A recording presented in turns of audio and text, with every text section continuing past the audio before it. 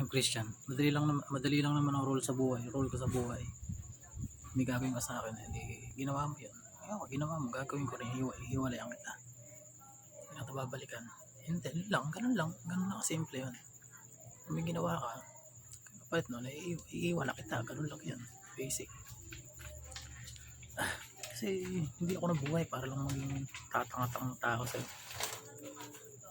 Ano ba mga selfish kasi yun. Tandaan nyo. Basta maganda, selfish. Wala kang maganda siya, sa itsura maganda. Pero putang na yung ugali ng mga yan. Putang na yung mga ugali niyan. Ayun. Pakumura ka. Bawat isa na maganda mapapili mo. Puno ka ng pagdurusa.